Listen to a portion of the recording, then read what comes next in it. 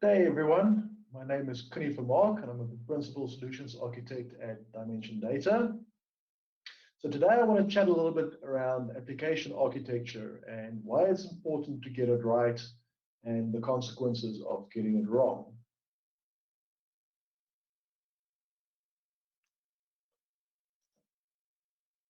So firstly, we're going to talk about what does it mean to get it right. We're going to look at some business considerations, some technical considerations. We're going to look at the architecture pattern overview of some of the popular architectures or patterns like the monolithic, open-edge referential architecture, services architecture, multi-tier, and microservices. We're also going to look a little bit at something I like to call microlithic in my own convoluted world. There is a different definition for microlithic out there, but we'll discuss it when we get there. We're going to look a little bit at what is an application architecture.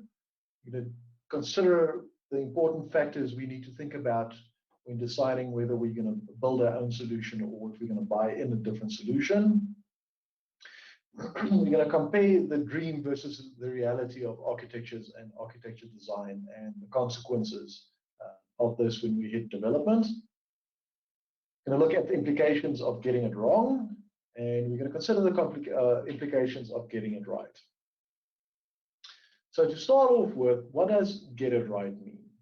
Okay, so it's the business benefits, the technical benefits, and aligning technology with business goals. So your resulting architecture must facilitate a cost-effective solution in terms of design and maintenance. It must create a maintainable solution. Ideally, we want to reduce the complexity of the system by following sound development principles. We want to facilitate a high degree of interoperability, be an enabler for a high-performing and scalable solution, and design an easily extendable solution. We also want to minimize the complexity of technology upgrades and modernizations. So there's two givens in any software solutions lifecycle. Is at some point in time, there will be a need for technology upgrades, be it your vendor software, libraries, frameworks. And at some point down the line, you're going to enter into a modernization project, albeit just to refresh your user interface or to refactor your backend code or implement new technologies. It's one of those things that's going to happen. So what are some business considerations with regards to architecture? So the most important consideration is cost, and that really boils down to time and money. So the important thing I want you all to think about for a moment and to keep in the back of your minds. So the cost of the architecture decision is cheap. It's a matter of making the decision. The cost of the consequences of the decision manifests over time. So if we make bad choices up front, it won't become apparent to us in the early stages of the project, maybe even the early stages of the life cycle of the application. But at some point, those bad decisions are going to come back, and it's really going to cost us a lot of money to fix the problems that we created. So things to consider from a business perspective is building software or buying software.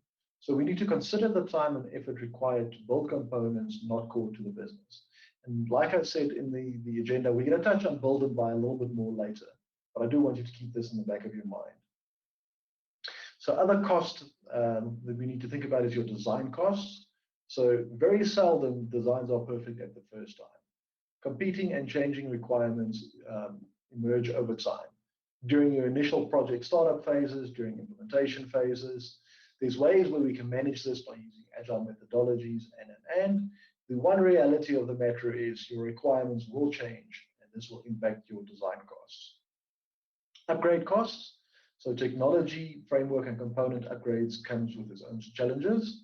Considerations impacting cost include the required or desired factoring and the scope of that factoring, the migration planning and execution, planning and development for backwards compatibility. So sometimes it's not as simple as just putting a new version of the software and life is great. Sometimes functions or features may have been deprecated in libraries or frameworks, and we need to find a way to ensure that our application is backwards compatible. This could mean that we may have to implement some things on our own, or we have to delay the upgrade which could have other complexities associated with that. Decommissioning costs. Now, this is something that we very seldom consider because by virtue of the word decommission, it just sounds really bad. Our business teams really don't want technical people talking about decommissioning stuff. They really see it as a big loss on the investment. What we mean with that is getting rid of dead code.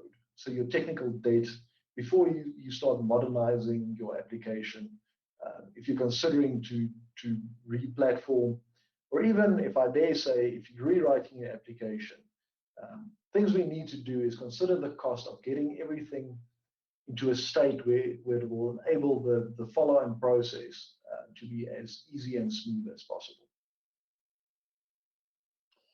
Important technical considerations, obviously agility, it's always a big thing for us to strive towards. So the architecture and resulting application needs to support the adaptive character, support implementation of incremental changes, and respond to market and organizational changes quickly. So why are these things important? So let's break it down, starting with the adaptive character. I think one of the best examples that we've all been living for the last 2 years of the requirement for adaptive character is really everything that transpired with COVID hitting the world, and how the workplace and the way we interact with technology just changed all of a sudden. So we need to have our solution designed in a way that we can easily respond and extend to whatever platform or technology we need to enable the changes that's required by business. Why is it important to support incremental changes? Well, if we're going to upgrade components or we're going to make specific feature changes to a specific component, ideally we want to do that without having to deploy the entire application or destabilize the entire application. If we can make incremental, very small changes to specific functions or subsets of functions in the system and deploy only those, the risk of destabilizing your entire system is obviously minimized greatly. Extendability, we need to design for customization and enhancement, can be facilitated by implementation of tried and tested, widely recognized design patterns, and it's essential to modularize your system. So the point I want to highlight here is the importance of design patterns and understanding them and considering them when we create our architectures. Interoperability is always another very important aspect or property of our architecture and our solution we need to focus on. And we need to create, manage, and enforce realistic standards. Now, usually the problem with these standards really come in play with the enforcement and the realistic nature of the standards. It's very easy to put standards on paper. To get people to adhere to them is an entirely different thing. There's a lot of times the standards either too strict or too vague, and if people the developers don't understand exactly what we mean by our standards or why we want them, it's definitely not going to be implemented. It is really essential to have properly defined standards in service-oriented architectures. It's by nature, your service-oriented architectures are a difficult and complex architecture and system that we're creating. So we don't want to add additional complexities into the mix where we could control it by strict governance and proper governance. Okay, so the greater the interoperability, the easier the build versus buy decision and discussion. So if we have a really open system that can easily integrate to third-party software, it's quite easy to plug in off-the-shelf or software as a service elements into your application, consume their services and share data out.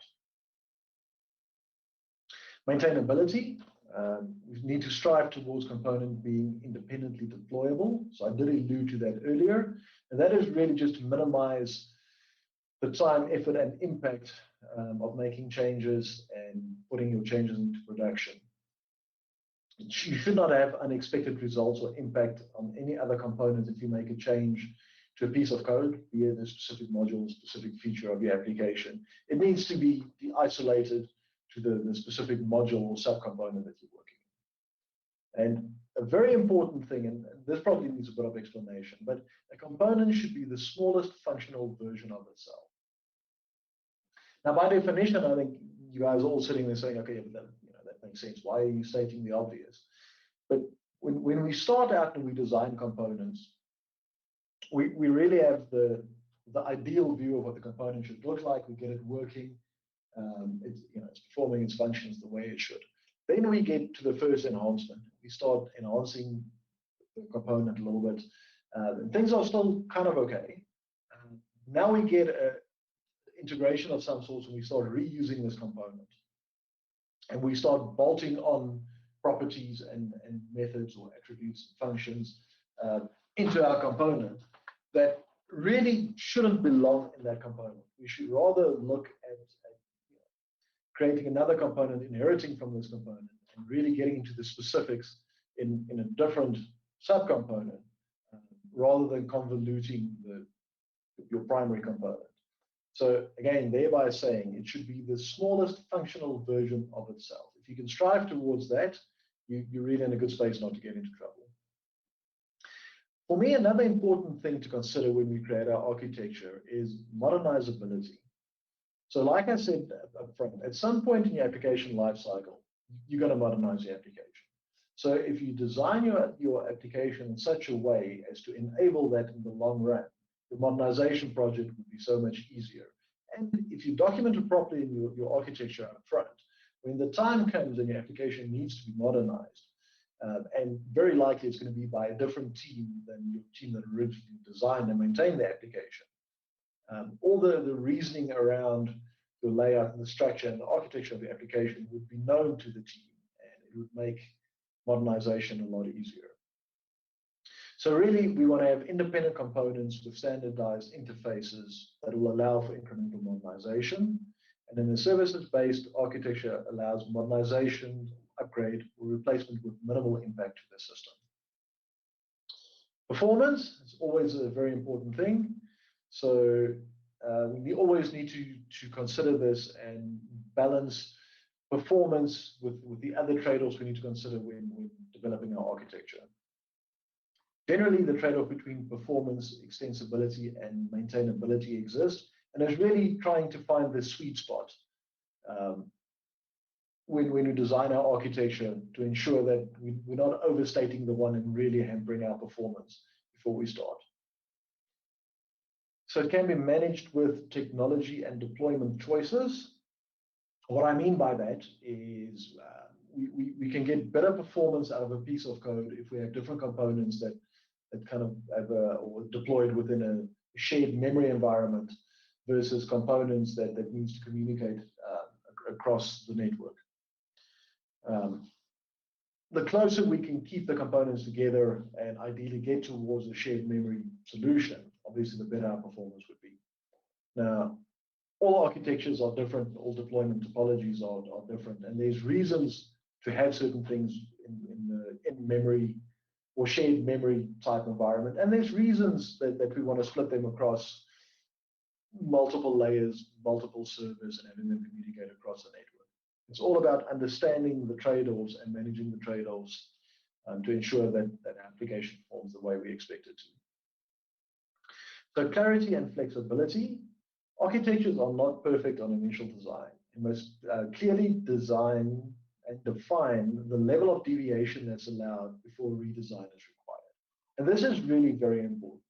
As soon as your developers start working on your application and working from the architecture that was designed up front, they're going to have questions and different interpretations on certain aspects of the system. And your architect might not always be around to sit and negotiate and figure out with your developers what is the right way to go, or what is the reason why it's designed this way, to ensure that there's either a halt in production all in all, or that the developer don't make up their own minds and go down their own tangent.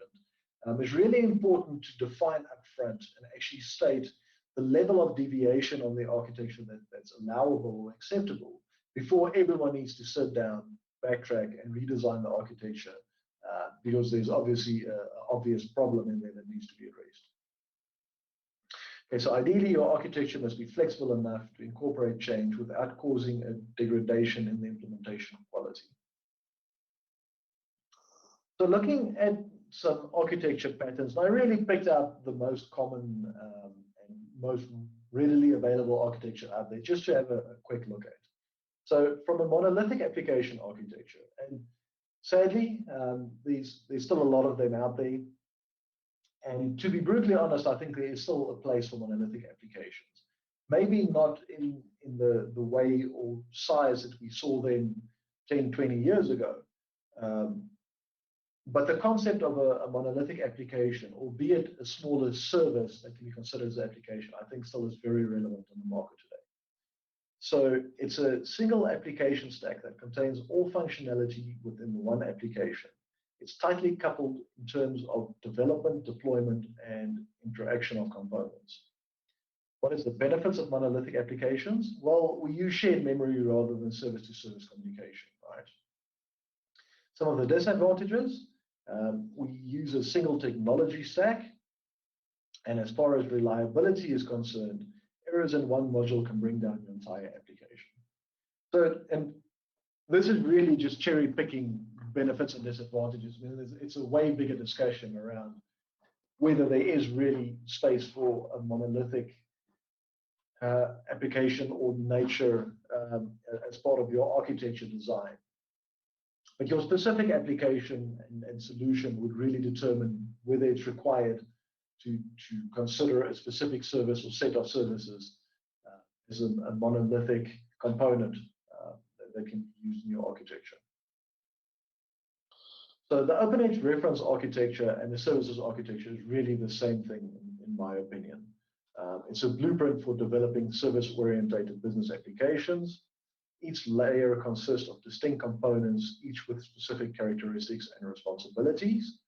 So the benefits, it's the flexibility due to the defined interfaces and scalability due to deployment options. And one of the disadvantages is the increased overhead that causes the degradation in performance. And it's really just because we have the multiple layers, we've got multiple calls into them, and your call stacks become quite large. So there's quite a lot that needs to be managed. Multi-tier applications really fall in a very similar pattern for me as well. So we've got several layers that make up the application, each with their own responsibility. Layers help to manage dependencies and perform logical functions. Again, the benefits, flexibility due to the defined interfaces, and scalability due to deployment options.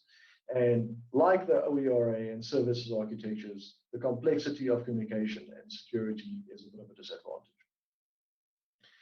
Not major disadvantages, but it's stuff we need to consider and manage as we implement our architecture. So microservices architectures, the application is developed as a collection of independent services. Each part has its own realm of responsibility, generally each coupled to its own data source. The benefit is it's loosely coupled, it's technology independent, and can be deployed independently. Disadvantages include growing complexity, increased network latency, and potentially more difficult to secure as more of the systems exposed to the world. So my version of Microlithic is an application is developed as a collection of services. Each part has its own realm, but we've got tighter coupling than microservices because we share a single data source. Whereas in your normal microservices architecture, generally our services each have their own data source. In my version of Microlithic, we all share the same data source. And as you can see in the diagram to the right, for performance considerations of my mock-up application, I chose to bundle 4 or 3 specific services in a shared memory environment just for performance. So it's really a combination of your microservices architecture and the monolithic architectures brought together to give you the best performance for this particular solution. So the benefits of this is we've got a single data source that reduces data duplication, reduces your maintenance. Disadvantages, obviously, you've got the increased network latency that you get from your microservices architecture. got decreased scalability that we've introduced by virtue of having the monolithic block in our services architecture. And we've got a growing complexity. Doing this, we do introduce or potentially introduce some dependencies in the application, but for performance and depending on the nature of the functionality, it may be a pattern that can. So what is an application architecture and what are some important considerations? So your application architecture describes the patterns and techniques used to design and build the application. It provides the roadmap and best practices to follow when building your application, with the goal of creating a well-structured application. How do you choose or define an architecture? So start by determining your strategic goals. Then design the architecture that support your goals. Don't choose an architecture and try to make an application fit within that structure.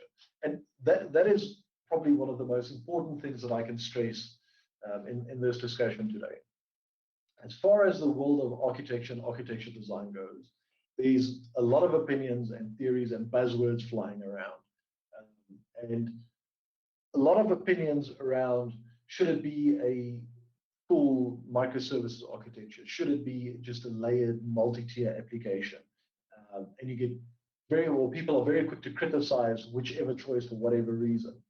And really, you shouldn't start by designing your solution that way, right? You should look at your goals, what it is you want to achieve, and then break down by considering the benefits and disadvantages of each of the patterns to see if there is a clear-cut single pattern that will fit for your solution.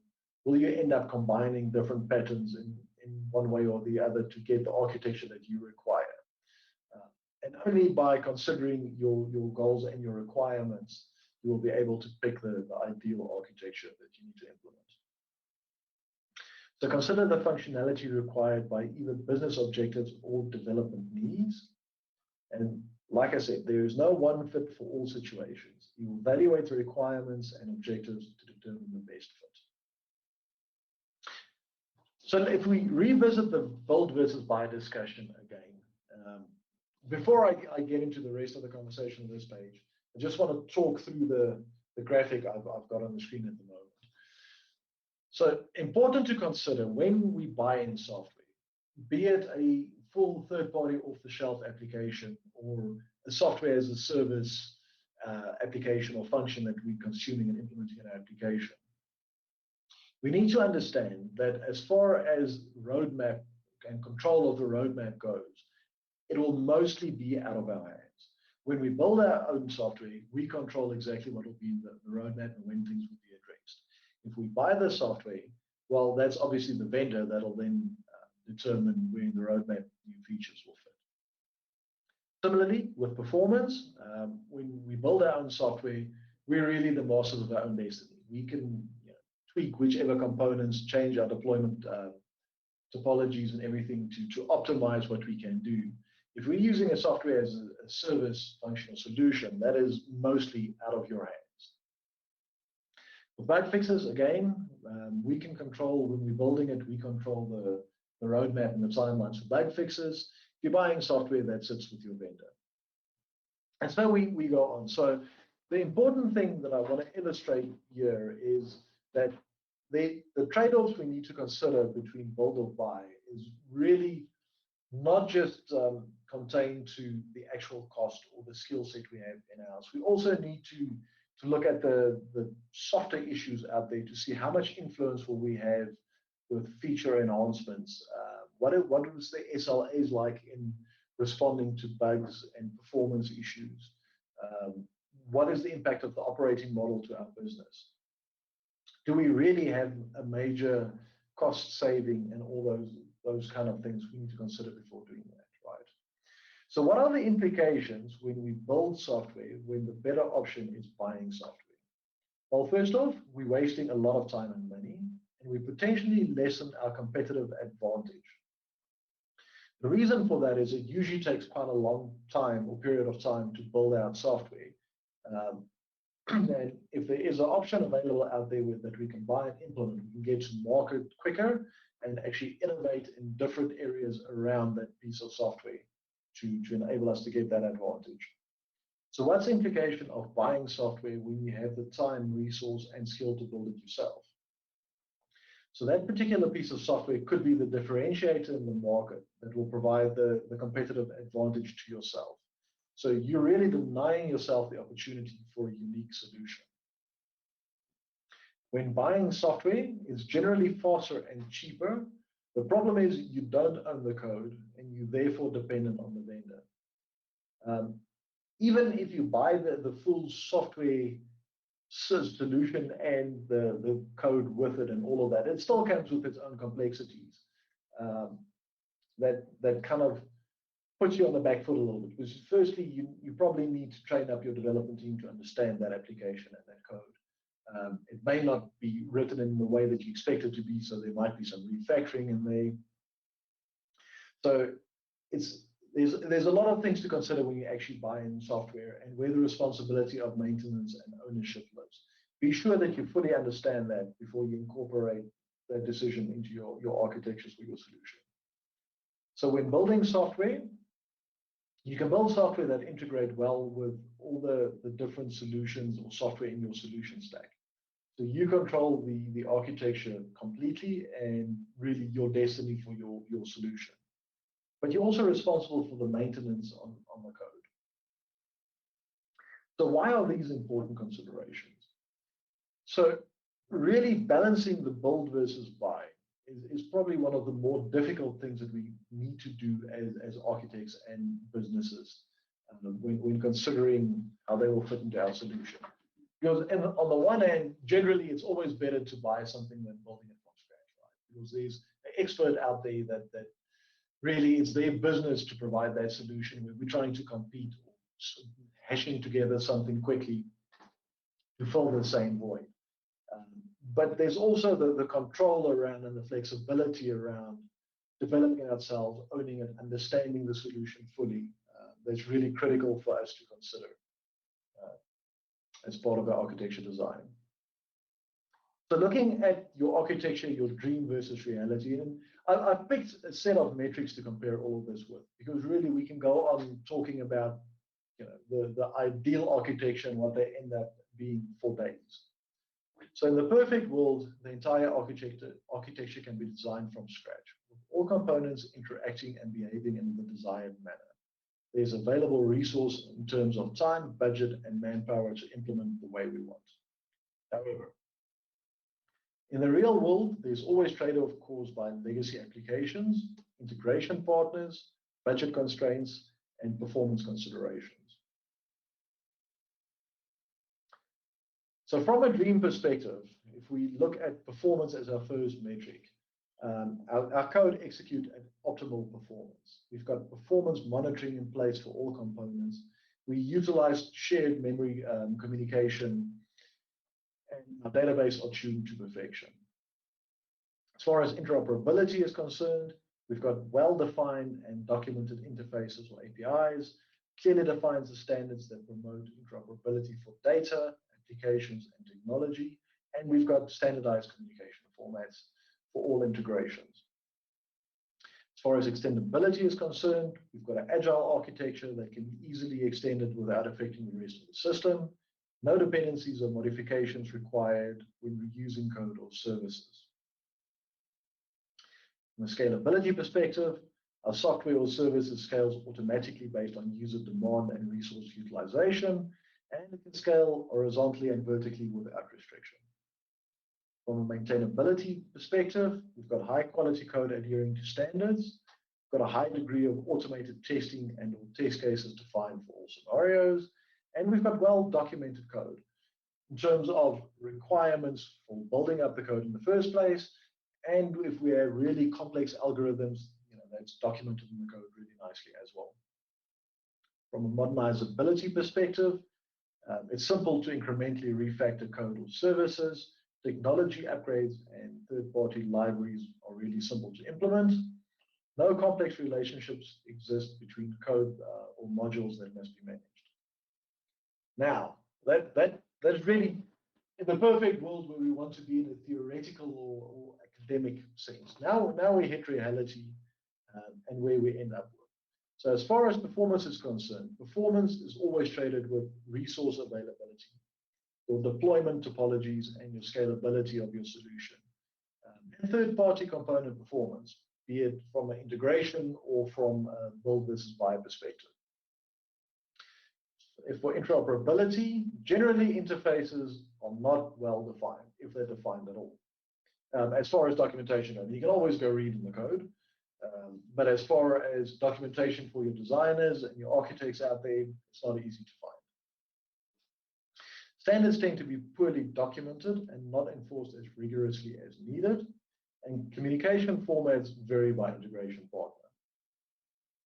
For extendability, modular or service dependencies do occur over time. That'll require refactoring, and as we know, that's not always prioritized.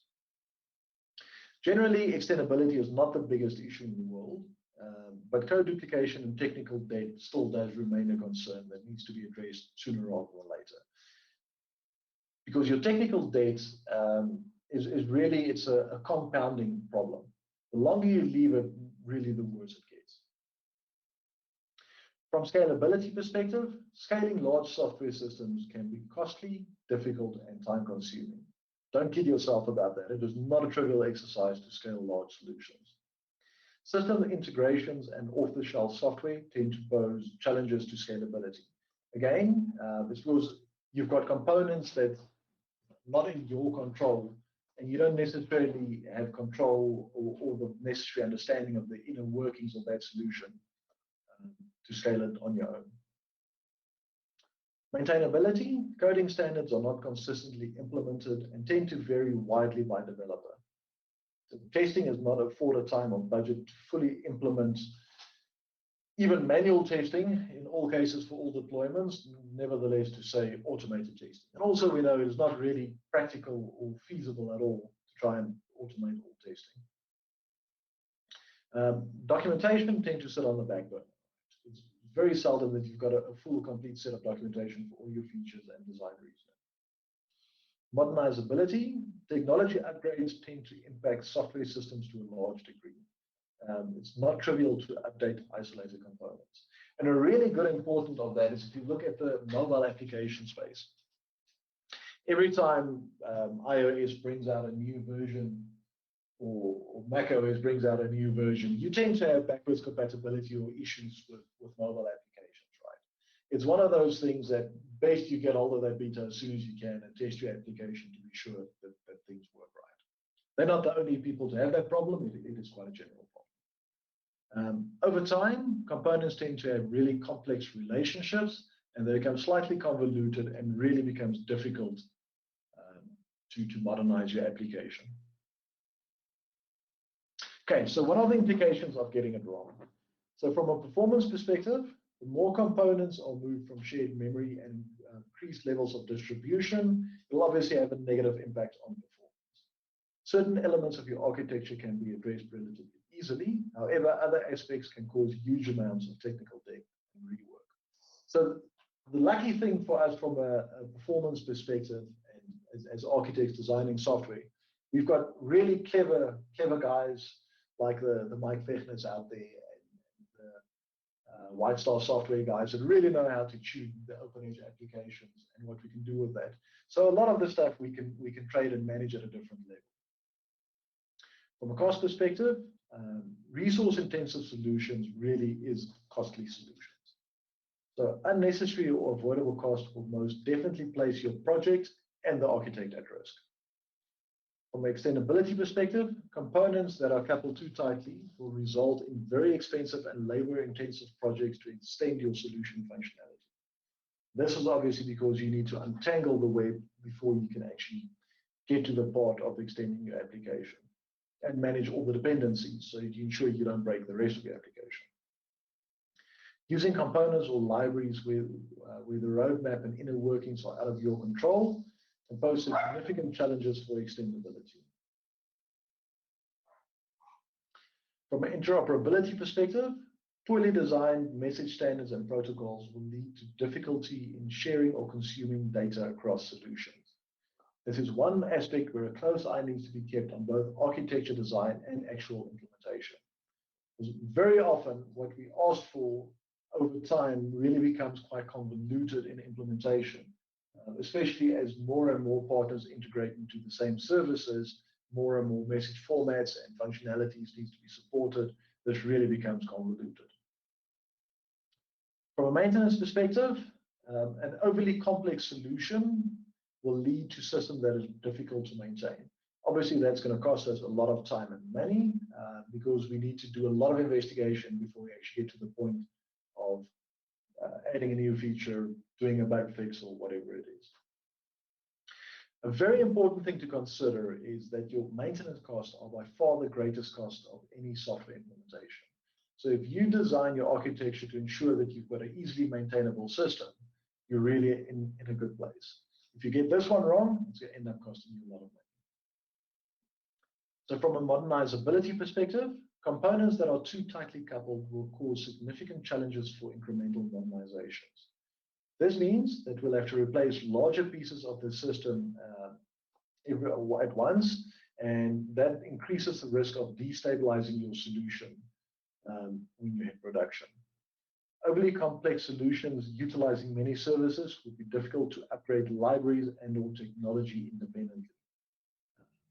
Because as you consume more services and you want to do the upgrade, there is a dependency between the services, especially if they're not designed as isolated components, right? So what are the implications of getting it right? So from a performance perspective, implementing the correct architecture will provide the flexibility to deploy the solution in a way that will optimize performance. When components are structured in a way that allow efficient communication by core components, system performance can obviously be optimized. From a cost perspective, spending on patching issues will not be required, and therefore the solution will be considered more cost-effective. Resources can be allocated to expanding solution features rather than fighting performance and maintenance issues. From an extendability perspective, if we get it right, components are designed and implemented to encapsulate functionality, thereby making extending and changing functionality simple. Extending the solution would not have implications on the rest of your system, and extending functionality can be done in a plug-and-play fashion. From an interoperability perspective, standardized and clearly defined interfaces and communication methods allow for easy integration to other systems. Documentation of the interfaces allows for easier integration, and solution performance does not suffer due to your integration. From a maintenance perspective, the solution maintenance can be carried out without affecting other parts of the system, and components can be deployed in isolation, thereby minimizing your CI/CD efforts. From a modernizability perspective, technology upgrades can be done on a service, component level, and does not affect the entire system. Modernizations can be done in an incremental fashion, thereby not destabilizing your entire system. So in conclusion, undoubtedly, architecture design is one of the most important aspects of solution design and development. Iteratively create the architecture and implement easier to make small changes. Understand and carefully consider all trade-offs. And again, I need to stress this point. With any architecture and any design of any software solution, there will always be trade-offs that needs to be managed. Be sure that you understand the trade-off and the implications of the trade-off from all the necessary aspects before making your decision, because that could really come back and haunt you in the long run. There's no silver bullet as far as architecture implementation is concerned or design is concerned. Ensure that your architecture that you design is fit for purpose. Consider both your business and technical requirements when designing your architecture, and design with future needs in mind. But don't complicate the architecture for the unknowns. That is probably the most dangerous thing you can do, is to design for the ultimate potential requirements we can dream up, and building out that 100% where only 20% is the actual requirements for the system. You're really going to complicate your architecture and you're going to get it wrong. Okay, so that is it for the presentation. Any questions? Actually, yes. I was a little late for that one. There was one question in between. What does the yellow and green represent on the diagram? And I believe that was from the build versus buy slide. Oh, okay. Let me hop back to that. If I can just actually find it again. Okay, so in this particular case, so the green indicates from the build side the amount of control that you as a company or development team have over the solution versus the orange or the yellow in the buy. So obviously, when you build software, you've got way greater control over the roadmap, your performance, operating model. Where buying on the orange, you really only have very little control over that. I hope that answers that question. Good. Yeah, from a question perspective, that was it. I would say thank you very much for the presentation. Awesome, guys. Thank you very much for attending, and I hope you enjoy the rest of the conference.